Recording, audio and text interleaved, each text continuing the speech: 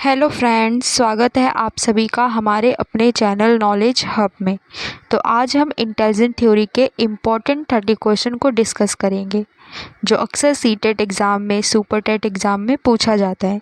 तो चलिए बिना किसी देरी के हम शुरू करते हैं। हमारा फर्स्ट क्वेश्चन है, unifactor theory of intelligence is associated with whom. कि जो यूनिफैक्टर थ्योरी है इंटेलिजेंस की, ये किससे संबंधित है? ऑप्शन ए चार्ल्स स्पेयरमैन से, B Alfred Binet, C Robert Sternberg, D Howard Gardner. तो बताओ ये थ्योरी यूनिफैक्टर इंटेलिजेंट थ्योरी किससे रिलेटेड है? तो ये रिलेटेड है ऑप्शन बी अल्फ्रेड बिने से। तो राइट आंसर ऑप्शन बी है। फिर है second question, according to unifactor theory intelligence is. कि जो यूनिफैक्टर थ्योरी है इसके अकॉर्डिंग इंटेलिजेंस क्या क्या है, कैसा है? ऑप्शन ए ये एक सिंगल जनरल एबिलिटी है, एक सामान्य क्षमता।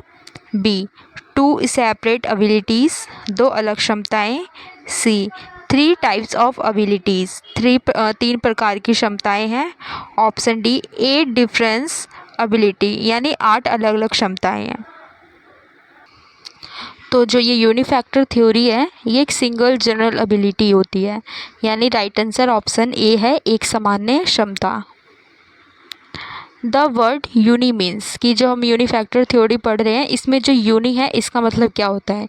इसका मतलब वन होता है या फिर टू या थ्री या मैनी?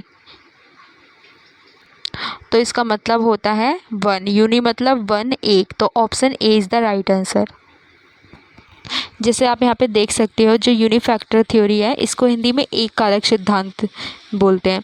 इसके प्रस्तावक हैं अल्फ्रेड बिनेट। इसमें जो यूनिफैक्टर थ्योरी है इसमें मेन आइडिया है कि intelligence is a single general mental ability that is responsible for performance in all kinds of intellectual task. इसमें ये कहा गया है जो इंटेलिजेंस है एक सामान्य क्षमता होती है, मेंटल क्षमता, जिसमें बौद्धिक कार्य काम किए जाते हैं। जितने भी हम इंटेलेक्चुअल टास्क करते हैं सभी प्रकार के, वो इसी में ही आते हैं। जैसे कि कोई बच्चा है गणित को, वो कोई बच्चा है गणित हो गया, भाषा, तर्क, स्मृति, समस्या समाधान, सभी कार्यों में अच्छा है, यानी वो सभी में अच्छा है। तो इसके पीछे एक क्या कारण है? सामान्य बुद्धि। तो ये इसी का एग्जांपल है यूनिफैक्टर थ्योरी। तो इसमें कुछ की पॉइंट्स होते हैं। की पॉइंट जैसे बुद्धि एक ही सामान्य क्षमता होती है, सभी कार्यों में एक ही मानसिक क्षमता काम करती है, और यही बिनेट की मूलधारा है। बस आपको इसमें इतना याद रखना है, यूनि मतलब वन होता है, एक ही सामान्य बुद्धि। फिर है हमारा fourth question, according to unifactor theory the same general ability helps in a person in. कि जो यूनिफैक्टर थ्योरी है इसमें वही सामान्य क्षमता व्यक्ति की मदद करती है। किस में मदद करती है? ऑप्शन ए सिर्फ मैथ्स में मदद करती है, या फिर लैंग्वेज में सिर्फ, या फिर डिफरेंट इंटेलेक्चुअल टास्क में, या फिर ओनली मेमोरी में। तो ये हेल्प करती है डिफरेंट इंटेलेक्चुअल टास्क, यानी जो भी हम विभिन्न बौद्धिक कार्य करते हैं वो सभी इसमें हेल्प करती है। तो राइट आंसर ऑप्शन सी है। Fifth question, which theory considers intelligence as one general mental ability. कि कौन सा सिद्धांत बुद्धि को एक सामान्य मानसिक क्षमता मानता है? ऑप्शन ए है two factor theory, option B triarchic theory, C unifactor theory, D multiple intelligence theory. तो अभी तक हम पढ़ते आ रहे हैं यूनिफैक्टर थ्योरी के बारे में, कि जिसमें एक ही सामान्य मानसिक क्षमता पे ध्यान दिया जाता है। तो राइट आंसर ऑप्शन सी है, यूनिफैक्टर थ्योरी। सिक्स्थ क्वेश्चन है, who propose the two factor theory of intelligence. अब यहाँ से टू फैक्टर थ्योरी के क्वेश्चन स्टार्ट हो गए हैं। तो इसमें पूछा है कि जो टू फैक्टर थ्योरी है वो किसने दी है? तो ऑप्शन ए अल्फ्रेड बिने ने दी है, बी चार्ल्स स्पियरमैन ने, C Robert Sternberg, D Howard Gardner. तो राइट आंसर है ऑप्शन बी चार्ल्स स्पियरमैन। जैसे जो टू फैक्टर थ्योरी होती है, पर इसको डिस्कस कर लेते हैं ये होता क्या है। तो इसके जो प्रस्तावक हैं ये चार्ल्स स्पियरमैन है। इसमें मेन आइडिया है कि इसमें दो कारक से ये थ्योरी मिलकर बनी है, एक जी है, एस है। जी मतलब जी से जनरल इंटेलिजेंस, एस से स्पेसिफिक इंटेलिजेंस। तो इतना याद रखना है, जी से सामान्य बुद्धि, एस से स्पेसिफिक यानी विशिष्ट बुद्धि। तो इसमें जी एस का कंसेप्ट आपको याद होना चाहिए। जैसे इधर एग्जांपल दिया गया है कि एक छात्र कई विषयों में अच्छा है, यानी कई सब्जेक्ट में अच्छा है, तो यहाँ पे जनरल फैक्टर इसके पीछे काम कर रहा है। अगर हम इसी की जगह हम बोलें कि एक बच्चा है वो सिर्फ एक ही किसी स्पेसिफिक सब्जेक्ट में अच्छा है, जैसे मैथ्स में या फिर इंग्लिश में किसी एक सब्जेक्ट में, तो इसके पीछे एस फैक्टर थ्योरी यानी स्पेशल इंटेलिजेंस। अगर बच्चा सभी में कई सब्जेक्ट में अच्छा है तो वहाँ पे जनरल फैक्टर आ जाएगा, या किसी एक ही चीज़ में विशेष विषय की बात कर रही है, किसी विशेष क्राइटेरिया की बात कर रही है, तो वहाँ पर एस फैक्टर यानी स्पेशल फैक्टर आ जाएगा। तो फिर अब इसके की पॉइंट्स देखते हैं कुछ। जैसे जी फैक्टर है, इसमें सभी बौद्धिक कार्यों पे काम करता है। जी से मतलब इसमें सभी ऑल इंटेलेक्चुअल टास्क आ जाएगा, और एस यानी किसी स्पेसिफिक क्षेत्र में मदद करता है। तो जो जी प्लस एस यानी जनरल प्लस स्पेसिफिक इंटेलिजेंस मिलकर ही कुल बुद्धि बनाते हैं, according to two factor theory. तो इसमें आपको याद रखने के लिए मैंने ट्रिक्स भी लगा रखी है कि जैसे जी जनरल, एस स्पेसिफिक, तो याद रखना है, स्पेयरमैन ने दिया है। फिर हम एक बार जब भी थ्योरी देख ली, अब क्वेश्चन देखते हैं कुछ। स्पेयरमैन के टू फैक्टर थ्योरी में क्या शामिल है? ऑप्शन ए प्लस सी यानी विश्लेषणात्मक सृजनात्मक, बी जी एस यानी जनरल और स्पेसिफिक, ए और पी विश्लेषणात्मक और व्यवहारिक, सी प्लस पी सृजनात्मक व्यवहारिक। अभी हमने यहाँ पर पीछे देखो डिस्कस किया था, इसमें दो थ्योरी आती है, जी और एस आ जाता है, टू फैक्टर आते हैं, जी से जनरल इंटेलिजेंस, एस से स्पेसिफिक। तो इसमें राइट आंसर ऑप्शन बी है, जी और एस। फिर है 8th question, in Spearman theory ji stands for. Very easy question है कि जी का अर्थ क्या होता है इनकी थ्योरी में। ऑप्शन ए ग्रुप इंटेलिजेंस समूह बुद्धि, ऑप्शन बी जनरल इंटेलिजेंस सामान्य बुद्धि, सी जेनेटिक इंटेलिजेंस अनुवांशिक बुद्धि, डी ग्रोथ इंटेलिजेंट विकासात्मक बुद्धि। तो राइट आंसर है, जी से जनरल की बात करते हैं तो जनरल इंटेलिजेंट, तो right answer option B.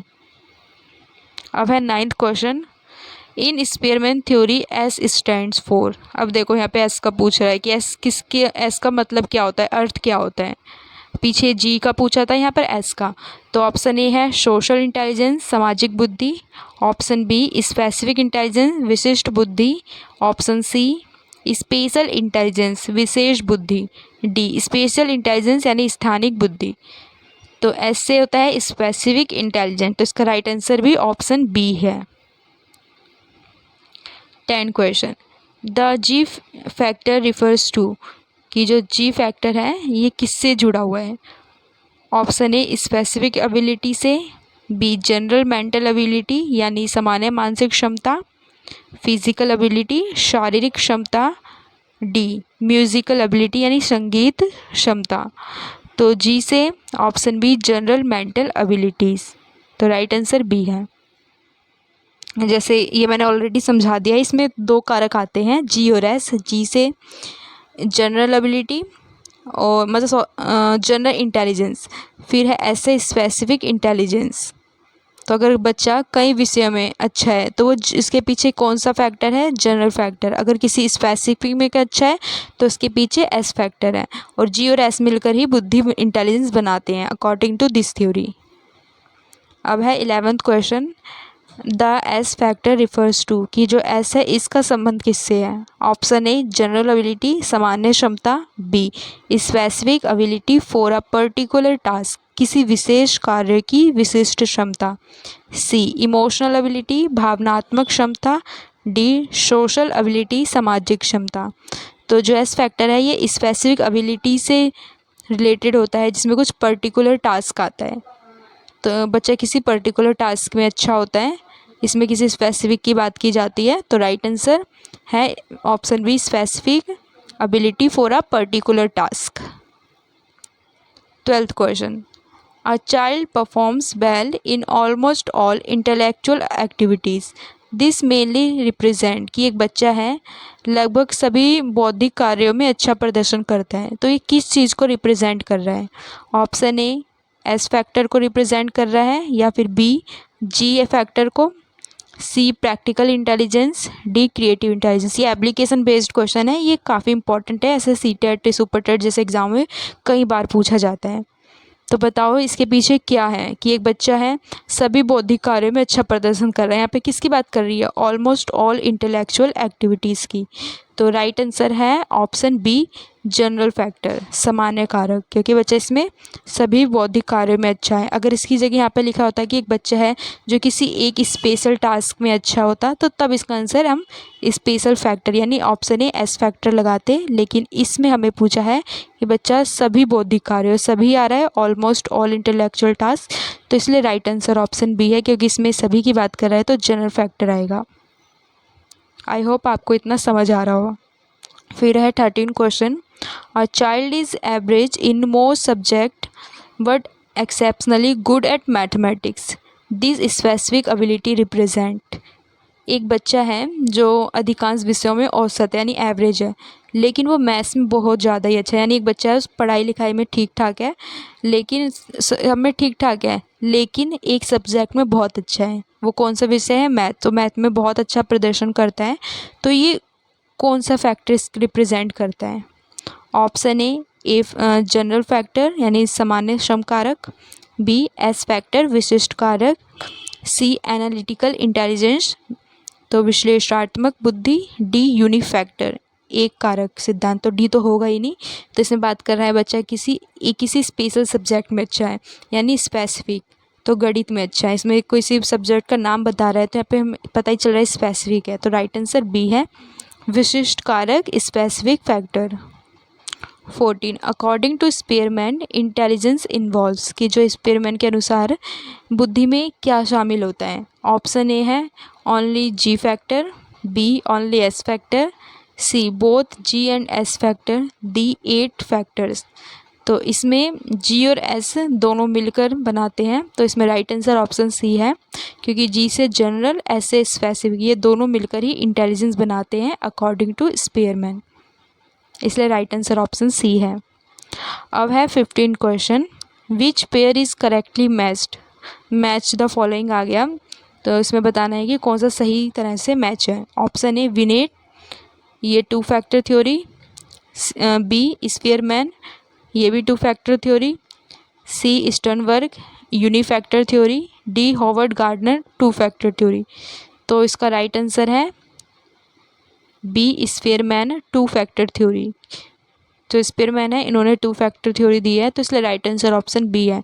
2 factor कौन सी, जिसमें अभी अभी हम पीछे पढ़ कर आए हैं, जी और एस, जनरल और स्पेसिफिक फैक्टर। अब है 16 question. A students general intellectual ability affects performs in a many different task, this is closest to, कि एक विद्यार्थी है जिसकी सामान्य बौद्धिक क्षमता कई अलग अलग कार्यों में और उसके प्रदर्शन को प्रभावित करती है। तो ये किससे संबंधित है? यानी कि एक बच्चा है जो उसकी जनरल बौद्धिक क्षमता है, जनरल इंटेलेक्चुअल क्षमता है, वो कई अलग अलग कार्यों में प्रदर्शन को प्रभावित कर रही है। तो ये किससे रिलेटेड है? ऑप्शन ए जनरल फैक्टर से, B specific factor, C practical intelligence, D creative intelligence. तो उस बच्चे की थ्योरी कई अलग अलग कार्यों से प्रभावित हो रही है, तो कई अलग अलग कार्य हैं जिसमें सामान्य की बात की जा रही है, जनरल की। तो राइट आंसर ऑप्शन ए है जनरल फैक्टर। अब है 17 question. Who propose the triarchic theory of intelligence, कि जो ट्री आर्कर थ्योरी है ये किसने दी है? ऑप्शन ए अल्फ्रेड बिने ने, B Charles Spearman, C Robert J Sternberg, D Thurstone. तो ये थ्योरी दी है स्टर्नबर्ग ने, तो राइट आंसर ऑप्शन सी है रॉबर्ट जे स्टर्नबर्ग। फिर है 18 ट्री आर्कर का मतलब क्या होता है, यानी ट्री आर्कर इंडिकेट्स क्या करता है? 1 कंपोनेंट्स 1 घटक, बी 2 कंपोनेंट्स 2 घटक, सी 3 कंपोनेंट्स 3 घटक, डी 8 कंपोनेंट्स 8 घटक। तो जो ट्री आर्कर है नाम से पता चल रहा है 3 चीज़ों से मिलकर बना हो, यानी 3 कंपोनेंट्स हो। तो राइट आंसर ऑप्शन सी है 3 कंपोनेंट्स 3 घटक। जैसे एक बार हम यहाँ पे शॉर्ट में एक्सप्लेनेशन ले लेते हैं कि इस थ्योरी में है क्या। जो टी आर्गर नाम है इसमें कोई 3 फैक्टर आते होंगे, कौन कौन से हैं। तो पहले तो आपको पता होना चाहिए जो टी आर्गर यानी त्रिआयामी थ्योरी है ये रॉबर्ट जो स्टर्नबर्ग ने दी है। इसमें मेन आइडिया है कि इसमें 3 प्रकार की ये थ्योरी होती है।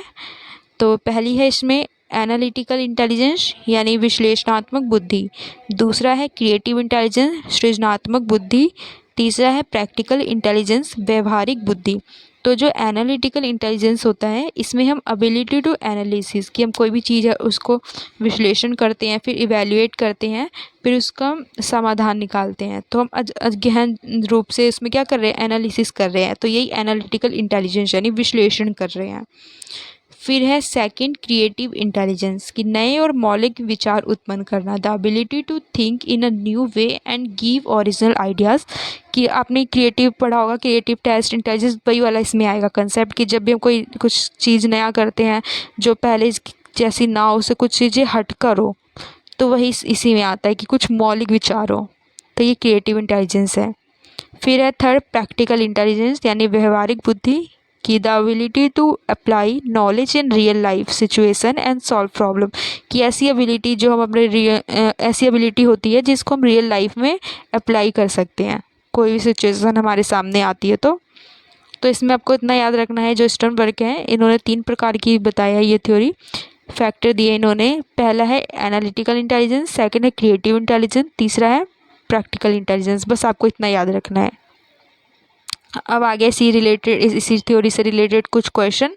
19 which is not a components of Sternberg triarchic theory. ये बहुत इजी क्वेश्चन है, अभी हमने डिस्कस किया है कि स्टर्नबर्ग की जो तियारकर थ्योरी है हमने 3 कंपोनेंट्स पढ़े थे, तो उसमें तीनों के अलावा कौन सा कंपोनेंट्स नहीं है। तो उसमें एनालिटिकल भी था, सी से क्रिएटिव भी था, पी से प्रैक्टिकल भी था। तो अब देखते हैं ये 3 थ्योरीज में आती है और कौन सा नहीं आ रहा, तो वही इसका आंसर होगा। तो ऑप्शन ए एनालिटिकल इंटेलिजेंस विश्लेषणात्मक बुद्धि, तो ये तो हम कंपोनेंट्स हमने पढ़ा था, तो ये इसका आंसर नहीं होगा, यानी ये इसका कंपोनेंट्स है और क्वेश्चन में हमें नहीं पूछा है। और बी देखते हैं क्रिएटिव इंटेलिजेंस सृजनात्मक बुद्धि, ये भी इसका कंपोनेंट्स है। सी प्रैक्टिकल इंटेलिजेंस व्यवहारिक बुद्धि, तो ये भी इसका कंपोनेंट्स है। डी म्यूजिकल इंटेलिजेंस संगीत बुद्धि, तो ये इसका कंपोनेंट्स नहीं है। अभी तक हमने 3 कंपोनेंट्स पढ़े हैं, एनालिटिकल इंटेलिजेंस, क्रिएटिव और प्रैक्टिकल। तो इसमें नहीं पूछा है, तो नहीं म्यूजिकल इंटेलिजेंट है, म्यूजिकल इंटेलिजेंस संगीत बुद्धि। तो राइट आंसर है ऑप्शन डी। अब है 20 question. Analytical intelligence mainly involves कि जो एनालिटिकल इंटेलिजेंस है इसमें मुख्यतः क्या शामिल होता है।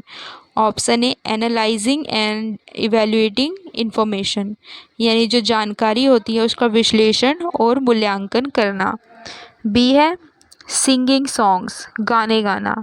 सी फिजिकल मूवमेंट शारीरिक गतिविधि। डी अंडरस्टैंडिंग नेचर प्रकृति को समझना। तो राइट आंसर है option A analysing the end evaluating information. जो भी हम एनालाइज करते हैं, इवैल्यूएट करते हैं, वो एनालिटिकल इंटेलिजेंस में आता है। तो राइट आंसर है इसका ऑप्शन ए। अब है 21 question. A student compares different solution and selects the best one, this shows कि एक विद्यार्थी है विभिन्न समाधानों की तुलना करके सबसे अच्छा समाधान ढूंढता है। तो ये क्या दर्शाता है कि एक बच्चा है बहुत सारे सॉल्यूशन को देखता है, एनालिसिस करता है, कंपेयर करता है, फिर एंड में एक बेस्ट सॉल्यूशन को चुनता है। तो ये क्या दर्शाता है बच्चे में। ऑप्शन ए क्रिएटिव इंटेलिजेंस सृजनात्मक बुद्धि, बी एनालिटिकल इंटेलिजेंस विश्लेषणात्मक बुद्धि, सी प्रैक्टिकल इंटेलिजेंस व्यवहारिक बुद्धि, डी म्यूजिकल इंटेलिजेंस संगीत बुद्धि। तो डी को तो साइड कर दो, ए बी सी में से बताओ। तो बच्चा यहाँ पे क्या कर रहा है, डिफरेंट सॉल्यूशन को कंपेयर कर रहा है, फिर किसी बेस्ट वन को सिलेक्ट कर रहा है। तो यहाँ पे बच्चे क्या क्या कर रहा है, एनालिसिस कर रहा है। तो यहाँ पे एनालिटिकल इंटेलिजेंस यानी विश्लेषणात्मक बुद्धि आएगा। तो राइट आंसर है ऑप्शन बी। अब है 22 क्वेश्चन। Creative intelligence is mainly related to कि जो क्रिएटिव इंटेलिजेंस है ये मेनली किससे रिलेटेड है। Option A memory facts, B generating new and original ideas की नए और मौलिक विचार को उत्पन्न करना, सी फॉलोइंग इंस्ट्रक्शन की कोई भी इंस्ट्रक्शन है उसको फॉलो कर रहे हैं, पालन कर रहे हैं, डी फिजिकल स्टैंड यानी शारीरिक शक्ति। तो जो क्रिएटिव इंटेलिजेंस होता है ये एक नए और मौलिक विचार उत्पन्न करता है कि जो भी हम कर रहे हैं कुछ ओरिजिनल हो, उसमें फ्लुएंसी, फ्लेक्सिबिलिटी, ओरिजिनलिटी ये सब हो। तो राइट आंसर है ऑप्शन बी, नए और मौलिक विचार उत्पन्न करना। अब है 23 क्वेश्चन। A student finds a completely new way to solve a problem, this mainly shows. एक विद्यार्थी किसी समस्या को हल करने का बिल्कुल नया तरीका खोजता है। तो ये मुख्यतः किस चीज़ से दर्शाता है कि एक बच्चा है वो कम्प्लीटली एक सॉल्यूशन मतलब एक प्रॉब्लम को सॉल्व करने के लिए एक न्यू वे सॉल्व करने का तरीका उसने ढूंढा है। तो ये क्या दर्शाता है? ऑप्शन ए एनालिटिकल इंटेलिजेंस, विश्लेषणात्मक बुद्धि, बी क्रिएटिव इंटेलिजेंस, सृजनात्मक बुद्धि, सी प्रैक्टिकल इंटेलिजेंस, व्यवहारिक बुद्धि, डी जी फैक्टर, सामान्य कारक। तो इसमें बच्चा दिखा रहा है कि बच्चे कुछ हट कर किया है, अलग किया है, कुछ नया अलग तरीका अपनाया है। तो यहाँ पे बच्चा क्या कर रहा है? क्रिएटिव इंटेलिजेंस का यूज़ कर रहा है। तो ये क्रिएटिव इंटेलिजेंस को दर्शाता है। तो right answer option B creative intelligence है। 24 practical intelligence refers to the ability to, कि जो प्रैक्टिकल इंटेलिजेंस होता है ये कौन सी एबिलिटी को बताता है, रिफर्स करता है, संबंधित है? Option A apply knowledge in real life situation, यानी कि वास्तविक जीवन में ज्ञान का प्रयोग करना, बी मेमोराइज इंफॉर्मेशन, जानकारी याद करना, सी सॉल्व ओनली मैथमेटिकल प्रॉब्लम्स, केवल गणितीय समस्याएं हल करना, डी प्रोड्यूस म्यूजिक, संगीत उत्पन्न करना। तो नाम से पता चला जो प्रैक्टिकल इंटेलिजेंस होता है जो हम प्रैक्टिकली लाइफ में जो यूज़ करते हैं रियल लाइफ में, तो apply knowledge in real life, तो ये प्रैक्टिकल इंटेलिजेंस होता है। तो इसका राइट आंसर है ऑप्शन ए वास्तविक जीवन में ज्ञान का प्रयोग करना। 25 a child uses learn knowledge to solve an everyday problem, this is, कि एक बच्चा है जो सीखे हुए ज्ञान का उपयोग दैनिक जीवन की समस्या को हल करने में करता है। तो ये क्या दर्शा रहा है? एनालिटिकल इंटेलिजेंस, विश्लेषणात्मक बुद्धि, बी क्रिएटिव इंटेलिजेंस, सृजनात्मक बुद्धि, प्रैक्टिकल इंटेलिजेंस, व्यवहारिक बुद्धि, एस फैक्टर, विशिष्ट कारक। तो एक बच्चा है जो सीखे हुए जो ज्ञान है उसने अपने रियल लाइफ में यूज़ कर रहा है, तो दैनिक जीवन की समस्या को हल कर रहा है। तो ये क्या ला रहा है? अपना प्रैक्टिकली यूज़ कर रहा है, तो व्यवहार में ला रहा है। तो राइट आंसर ऑप्शन सी होगा, practical intelligence.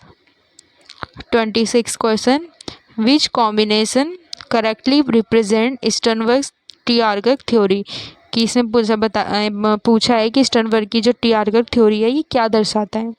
Option A general specific, B analytical creative practical, C linguistic musical spatial, D abstract mechanical social. तो ये दर्शाता है ACP, यानी एनालिटिकल विश्लेषणात्मक, क्रिएटिव सृजनात्मक, प्रैक्टिकल व्यवहारिक। तो राइट आंसर है ऑप्शन बी। जैसे ये भी हमने ऑलरेडी डिस्कस कर चुके हैं, तो इसका आप स्क्रीनशॉट ले सकते हो। 27 question, a teacher ask students to find an unusual and original solution to a problem which intelligence is encouraged, कि जो ये इसमें इंटेलिजेंस है कि शिक्षक विद्यार्थियों से समस्या का असामान्य और मौलिक समाधान खोजने को कहता है। तो ये किस बुद्धि को एनकरेज कर रहा है? Option A analytical, B creative, C practical, D general. तो ये क्रिएटिव को ही इंस्पायर कर रहा है। तो राइट आंसर ऑप्शन बी है। 28 question, a student knows a concept but cannot apply it in daily life, which intelligence needs development, कि एक विद्यार्थी किसी कंसेप्ट को जानता है लेकिन उसे दैनिक जीवन में लागू नहीं कर पाता, किस बुद्धि के विकास की आवश्यकता है इधर? ऑप्शन ए एनालिटिकल इंटेलिजेंस विश्लेषणात्मक बुद्धि, बी क्रिएटिव इंटेलिजेंस सृजनात्मक बुद्धि, सी प्रैक्टिकल इंटेलिजेंस व्यवहारिक बुद्धि, डी जी फैक्टर सामान्य कारक। तो एक बच्चा है जो कंसेप्ट को जानता है लेकिन अपने रियल लाइफ में नहीं लगा पा रहा है कि उसको कैसे यूज़ करना है। तो बच्चे में किसकी कमी है, यानी किस बुद्धि की बच्चे को ज़रूरत है? तो बच्चे को ज़रूरत है प्रैक्टिकल इंटेलिजेंस। तो राइट आंसर ऑप्शन सी है, प्रैक्टिकल इंटेलिजेंस। अब है 29 question, which sequence is correctly matched, कि इसमें बताना है कि कौन सा सीक्वेंस सही रूप से मैच्ड है। ऑप्शन ए विने यूनिफैक्टर थ्योरी, स्पीयरमैन ने 2 फैक्टर थ्योरी दी है, स्टर्नबर्ग ने 3 आर्कर, ये सही है। या फिर ऑप्शन बी विनेत ने 3 आर्कर थ्योरी, स्पीयरमैन ने यूनिफैक्टर, स्टर्नबर्ग ने 2 फैक्टर थ्योरी दी है।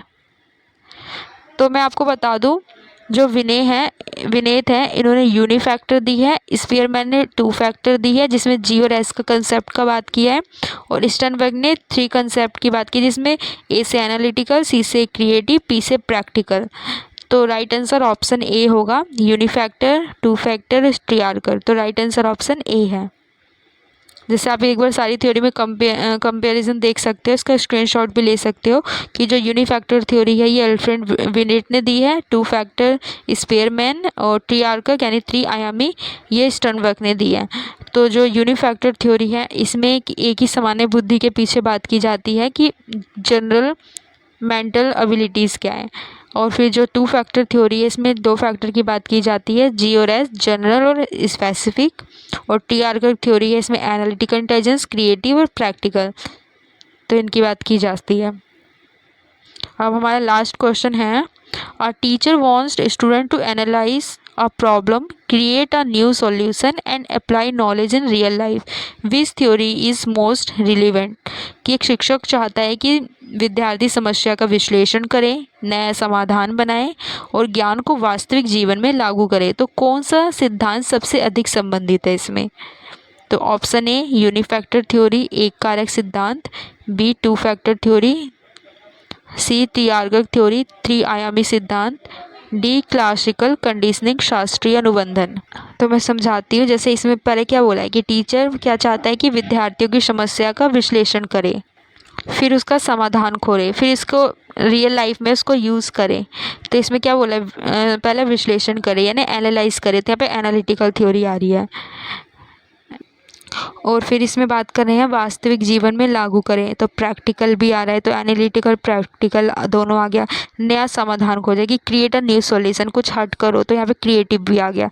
तो 3 थ्योरी की किस में बात करते हैं, जहाँ पर एनालिटिकल, क्रिएटिव और प्रैक्टिकल आए तो ट्री आर्कर थ्योरी में बात करते हैं। तो राइट आंसर इसका ऑप्शन सी है, ट्री आर्कर, 3 आयामी सिद्धांत। अब है ये 31 क्वेश्चन, इसका आपको कमेंट में बताना है। एक बार क्वेश्चन देख लेते हैं। Creative intelligence is mainly related to, कि जो क्रिएटिव इंटेलिजेंस है ये इसका संबंध किससे है? ऑप्शन ए मेमोराइजिंग फैक्ट, तथ्य को याद करना, बी नए और मौलिक विचार उत्पन्न करना, सी निर्देशों का पालन करना, डी शारीरिक शक्ति। तो इसका आंसर आपको कमेंट में बताना है। अगर आपको हमारी वीडियो हेल्पफुल लगी है, तो अच्छी लगी है, तो लाइक, शेयर और सब्सक्राइब ज़रूर करें। मिलते हैं नेक्स्ट वीडियो में, तब तक के लिए हैप्पी लर्निंग।